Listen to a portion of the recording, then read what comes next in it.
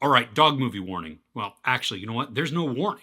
Rescued by Ruby is a new Netflix movie that features a really cute dog. And spoiler alert, the dog never gets hurt. So let's dive in.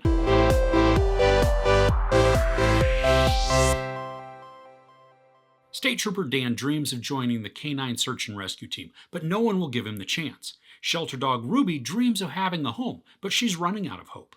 When fate brings Dan and Ruby together, it's their unshakable bond that helps them face their toughest challenge yet. So if you saw the trailer for this, you'll notice that it looks and feels exactly like a Hallmark movie, because that's exactly how the movie itself plays out. I mean, the trailer doesn't lie for this one.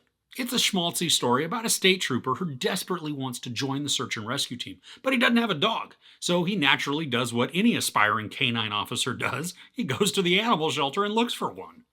But that's where he meets Ruby, who is part border collie, all cute, and completely rambunctious. I mean, she's been adopted many times before, but everybody brings her back because they just can't deal with her antics. So of course, the slightly high-strung cop is the perfect match for this slightly destructive and ADHD dog. So none of this should actually work. I mean, the movie should be completely unwatchable because of how cheesy and overly dramatic things are. But the crazy thing is that by the end, I was so invested in the story, I actually teared up at the sweetness. The dialogue is simple, but it's unnatural at times too. And there are so many plot conveniences for the story that no matter how implausible something might be, it'll all work out. Now, the humor is forced for a lot of it, and when it's not forced, the majority is obvious and even sometimes cringeworthy. The acting is sufficient. I mean, there's nothing stellar we see, but also nothing is even close to so terrible that it alone makes me want to turn it off. For such a simply and predictably executed story, there's a surprising amount of character development on Dan and Ruby. Now, everyone else doesn't really get much info shared on them, but they're also just side characters that are in the periphery. We learn a good deal about Dan over the course of the film, explaining his motivations, his fears, and his dreams. Now, Dan may look familiar to many as he's Grant Gustin, who plays Barry Allen, or the Flash in the CW series. We also get to see some great growth from Ruby as she transitions from toddler-like shelter dog to fully capable search and rescue officer. Now, the camera work is creative, but also becomes a bit tiresome in one of the ways that they execute it.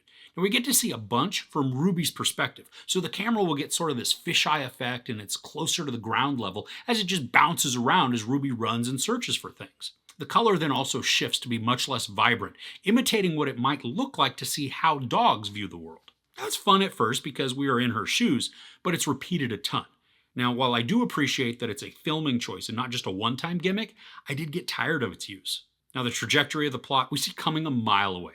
There's nothing really shocking or surprising in this. And there's even the inevitable training montage to help condense time while Ruby and Dan train. Now, this isn't without its drama either. There are some scenes that play up parts of the story arc to help draw us into the relationship between Dan and Ruby. And one sequence actually went on for longer than I expected it to, which meant that they were extending the drama to try and maximize its effect. Now, this didn't bother me because it wasn't so drawn out that it became boring, but it did create some mild suspense in what direction the story could go in. When all is said and done, the movie turns out to be sweet and inspiring.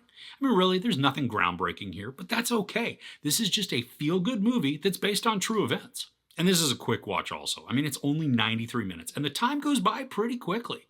So overall, Rescued by Ruby is cute and sweet and very predictable. There's nothing too deep here with the story, but the lighthearted and inspiring tone of the narrative provides a really nice break from a lot of the dark and dreary content that I normally watch. The acting is sufficient with a decent amount of character development for our leads, and despite the schmaltziness of the whole thing, it still put a smile on my face and even brought a couple of tears to my eyes. Now, I am a sucker for a cheesy but happy story, and this one delivered. I think if you know what you're in for and you want something that can help lift your spirits without having to invest too much time or maybe even attention, this can be a satisfying watch. There's no sex, nudity, profanity, or even violence. I give Rescued by Ruby 3 out of 5 couches.